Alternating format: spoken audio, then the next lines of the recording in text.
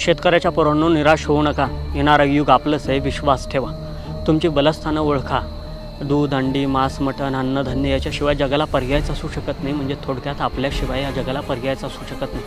कुणी कितीही जागीरदार असला तरी नोटा दळून खाऊ शकत नाही किंवा डाटा मळून त्याची भाकरी बनवू शकत नाही. येणारा काळ आपलाच येणार आहे, फक्त थोडी तग धरा. कसल्याही परिस्थितीत जगा. जास्तीत जास्त चारा पिकं घेण्याचा प्रयत्न करा. शेळी, मेंढी, बकऱ्या काय पाळायचं त्या पाळा. गोठा तयार करा. खत निर्माण करा. रासायनिक शेती थोडीशी टाळा. शेतीवरती ध्यान द्या. गटागटानं एकत्र या. 50 लोक शेतकरी एकत्र या. गटशेती निर्माण करा. वाहतुकीसाठी ट्रक घ्या, टेम्पो घ्या. काय खरेदी करायचं करा. बाहेर विदेशात तुमचा माल पोहोचा. गावकी भावकी, हेवे दावे, गावातले भांडणं बांधावरनं भांडणार, जाळ करा या गोष्टीचा. गावातलं राजकारण पेटून द्या. काही घेणं देणं नाही. स्थानिक प्रतिनिधी, साहेब, आमदार या त्या गोष्टी जशी काशी करायची करून द्या. ह्यांना काही घेणं देणं नाही. यांच्या नादाला लागू नका. आपल्याला स्वराज्य उभं करायचं आहे. फक्त या गोष्टीवरती ध्यान ठेवा. आणि शेतकऱ्याच्या पोरांनो, हातातलं तेवढ्या मोबाईलचा जाळ करा. अरे महत्त्वाची माहिती ठीक आहे, पण तासनतास त्याच्यावरती झटत बसायचं, काहीतरी पाहत बसायचं, जिकडं नाही तिकडं डोकं लावायचं, स्वतःचं डोकं हँग करून घ्यायचं. कवर चालणार आहे या सगळ्या गोष्टी.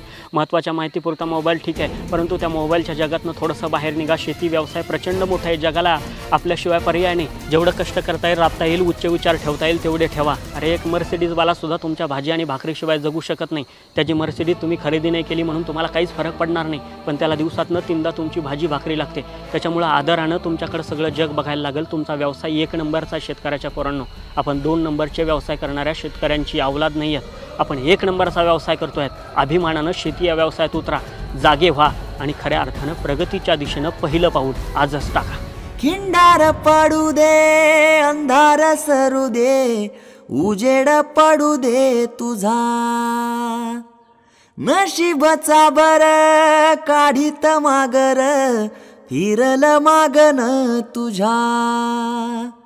होईल दिवस तुझा उद्याचा, होईल दिवस तुझा.